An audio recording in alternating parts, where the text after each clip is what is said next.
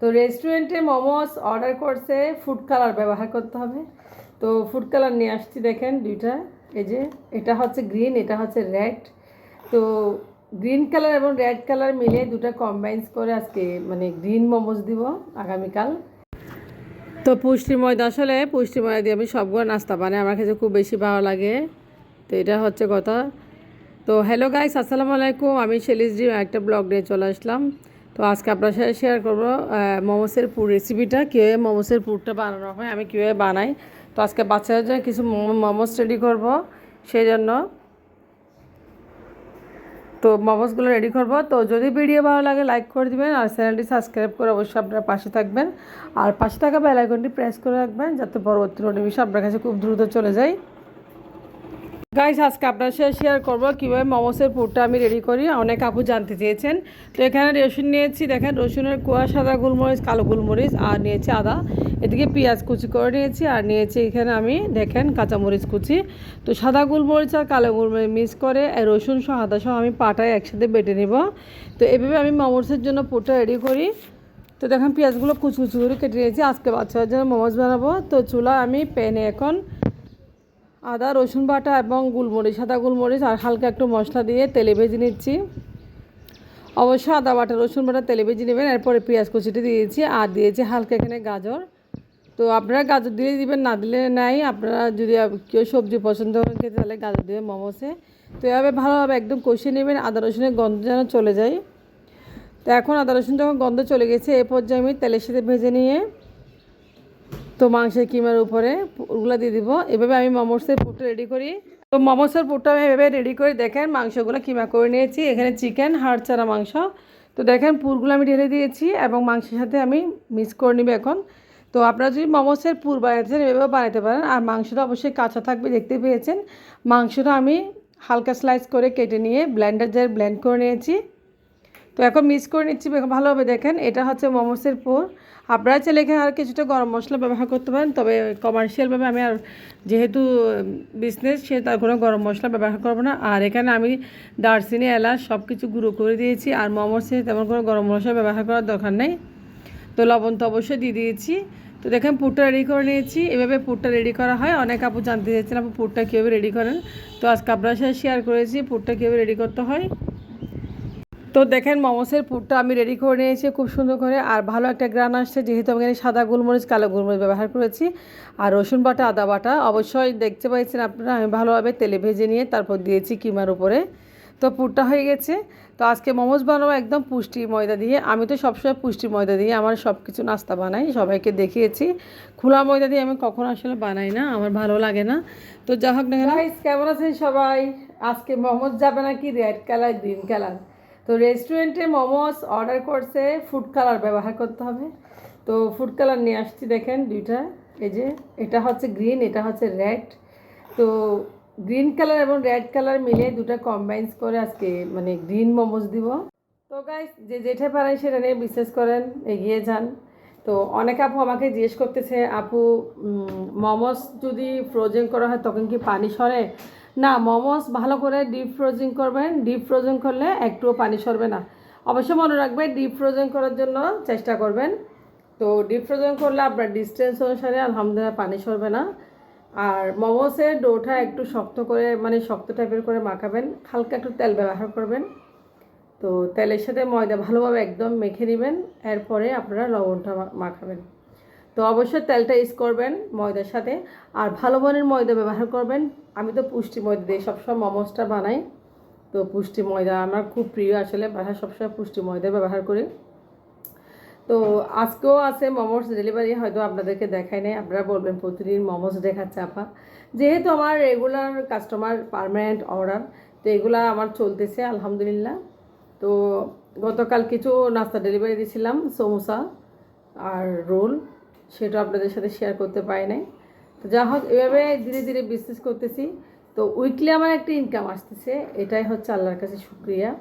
তো cash and delivery হচ্ছে, একদম ক্যাশ টাকা পাচ্ছি, এক হাতে টাকা এক হাতে নাস্তা, সেটা খুব আনন্দ লাগতেছে আসলে।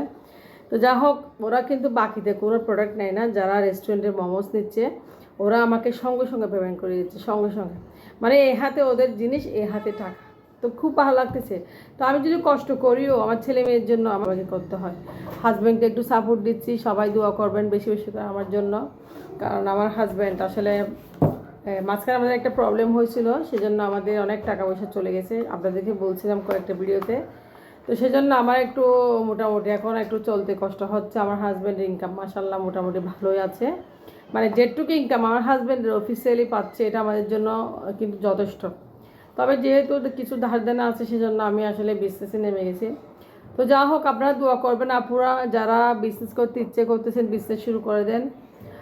আপনারা যেটাই পারেন, রুটি পরোটা, নাস্তা, সমোসা, অন্তন, রোল, আপনাদের আশেপাশে অনেক দোকানপাট রয়েছে ফ্রোজেন নাস্তা নেই, ওদের কাছে আপনারা ওই স্যাম্পল দিয়ে দেখেন, ট্রাই করেন। আপনারা যদি বসে থাকেন ঘরে কখনো পারবেন না, আপনাদেরকে ট্রাই করতে হবে, আপনাদেরকে ওখানে যেতে হবে। আপনার নাস্তা একদিন নষ্টও হবে, একদিন ভেঙেও যাবে, একদিন টাকা লসও হবে, ওখান থেকে আপনাকে ওই জায়গা থেকে উঠতে হবে। লস থেকে লাভ, লাভ থেকে লস, এটাই ব্যবসায় থাকবে। তো ব্যবসায় প্যারা আছে, ধৈর্য আছে, অনেক কিছু আছে। বিজনেস এত সোজা না ভাই, বিজনেসটা অনেক কষ্ট, বিজনেস দাঁড় করানো অনেক কষ্ট। আপনি যদি সাপোজ একটা প্রোডাক্ট নিয়ে কাজ শুরু করেন, আলহামদুলিল্লাহ সেটা আপনাকে মোটামুটি 6 মাস থেকে 5-6 মাস পর্যন্ত আপনি যদি এটা ব্র্যান্ডিং করতে পারেন, মানে কোনো জায়গায় লেগে থাকতে পারেন, বুঝবেন যে মানে আপনার বিজনেসটা উঠে গেছে। মোটামুটি এই বিজনেসটা উঠে গেলে আপনি একটা ভালো ইনকাম করতে পারবেন। তো এই ইনকামটা দিয়ে আপনি কাজে লাগাতে পারবেন, সংসারে খরচ করতে পারবেন, জমাতে পারবেন, সঞ্চয় করতে পারবেন, সব কিছু পারবেন এভাবে। তো প্রত্যেকে এভাবে এগিয়ে যাবেন, এভাবে করবেন। আল্লাহ আল্লাহ আপনাদেরকে সবাইকে, আল্লাহ তাআলার অবশ্যই রহমত থাকবে প্রত্যেকটা ব্যবসায়ী। আমাদের বিবি খাদিজা, আমাদের শ্রদ্ধেয় বিবি খাদিজা, উনিও আমাদের নবীর ওয়াইফ, উনিও বিজনেস করেছেন। তো বিজনেসটা হচ্ছে আল্লাহর রহমত, ঠিক আছে। তো সবার সাথে এটাই বলতে চাচ্ছি যে আরেকটা আপু একটা কথা জিজ্ঞেস করছে, আপু সবাই দাম জিজ্ঞেস করতেছেন, দামটা আসলে আমি মেনশন করতেছি না একটা কারণে, কারণ অনেক পাইকারি আছে, অনেকে এমনি খুচরা নেই, সেজন্য আমি দামটা আসলে বলতে চাচ্ছি না ভালোভাবে, ঠিক আছে আপু। তো এটা হচ্ছে কথা। তো আপুর জন্য দোয়া করবেন, আপনারা ভালো থাকবেন। তো এটা হচ্ছে কথা। আমার ছেলের দোকানে গেছি, দেখেন কোলগেট নিয়ে আসছে, সাবান নিয়ে আসছে, চিটোস বিস্কিট নিয়ে আসছে আমার জন্য। আমি চা দিয়ে এটা খুব বেশি পছন্দ করি। তো 2টা কালার আনছে। আজকে আমি যে মোমোটা ডেলিভারি দেবো আগামীকাল, ওরা রেস্টুরেন্টে মানে কালারফুল মোমো চাচ্ছে। তো এগুলো খুব দামি এবং খুব মানে ভালো মানের কালার। তো কালারগুলো ব্যবহার করব কয়েক ফোঁটা, বেশি না, একটা রেড কালার একটা গ্রিন কালার। তো মোমোস, রেড কালার মোমোস দিব এখন থেকে, রেড কালার মোমোস চলবে, হ্যাঁ, এই হচ্ছে কথা। তো আজকে আমার ছেলে মেয়ে চাইছে মুরগির মাংস দেওয়ার সময় ডাল খাবে। আমার বাচ্চা দোকান থেকে ডাল নিয়ে আসছে, বুটের ডাল, বা আমার কাছে খুব বেশি ভালো লাগে। আর এই ডালটা দিয়ে মাংস রান্না করে আমার কাছে খুব বেশি পছন্দ। তো আজকে চিতই পিঠা বানাবো, চিতই পিঠার ঝুল দিয়ে মাংসটা আসলে খাওয়া যায়। তো বুটের ডাল ধুয়ে নিয়েছি ভালোভাবে, মাংস ধুয়ে নিয়েছি, রাঁধুনি মশলা দিয়ে আমি আজকে রান্না করতেছি। আর বুটের ডালটা সবসময় রান্না করে যায় না, আসলে ছেলে মেয়ে খেতে পছন্দ কম করে মাঝে মধ্যে। আর প্রচুর গরম পড়তেছে, আসলে ভাত কিছু দিয়ে খেতে ইচ্ছা করতেছে না। তো মুরগির যেহেতু রান্না করতে হবে, তো আজকে ডাল দিয়ে রান্না করতেছি, রাঁধুনি মশলা দিয়ে রান্না করতেছি আজকে মুরগিটা। তো ডাল মুরগি আসলে খুবই মজা, গরুর মাংস বলতে কোনো কথাই নেই। তো মুরগিটা দিয়ে রান্না করতেছি আমি, দেখে এলাচি ডালচিন সব কিছু দিয়েছি, এখানে গরম মশলা দিয়ে কষিয়ে নিয়েছি। কষানো হয়ে গেলে আমি ডালটা দিয়ে দিব ভালোভাবে। দেখেন ডালটা সিদ্ধ হলে আমি এখানে মাংসটা ঢেলে দিব। তো ডালটা একটু ভালোভাবে নেড়ে চেড়ে কষিয়ে নিচ্ছি। তো যা হোক গাইস, আপনাদেরকে সবাই সব কিছু শেয়ার করে আপনারা অবশ্যই দোয়া করবেন আর আমার সাথে থাকবেন। অবশ্যই আপনাদের ভালোবাসা অনেক পাচ্ছি আলহামদুলিল্লাহ। তো আমার ছেলের জন্য আমি যেহেতু ইউটিউব চ্যানেলটা খুলছি, সবাই অবশ্যই একটা চ্যানেলটা সাবস্ক্রাইব করে পাশে থাকবেন আর লাইক করে দেবেন আমার ভিডিওতে। আর অবশ্যই শেয়ার করবেন, কমেন্টস করবেন বেশি বেশি করে। তো আমি মোটিভেশনাল ভিডিও বানাই সবার জন্য, সবাই হয়তো একটু বিশ্লেষণ করতে পারে। আসলে মোটিভেশন হচ্ছে মানে অনেক বড় উৎসাহ, এটা সবাই দিতে পারে না। যা হোক, এদিকে মাংসটা আমি কষিয়ে নিচ্ছি ভালোভাবে। তো কষিয়ে নিয়ে আমি পানি দিয়ে দিচ্ছি। ডাল মাংস রান্না খেতে খুবই মজা, আমার ছেলে মেয়েও খুব পছন্দ করে। আজকে দুপুরের খাবার এটাই হবে আমাদের, এই রান্নাটা দিয়ে আমরা দুপুরে ভাত খাবো, আর তেমন কিছু রান্না করব না। আর আমি কিছু মোমোস বানাবো। আর এদিকে পুষ্টি ময়দা দিয়ে, আমি তো সবসময় মোমোসটা রেডি করি পুষ্টি ময়দা দিয়ে, আমি সব কিছু বানাই, আসলে আমার কাছে খুব বেশি ভালো লাগে পুষ্টি ময়দা।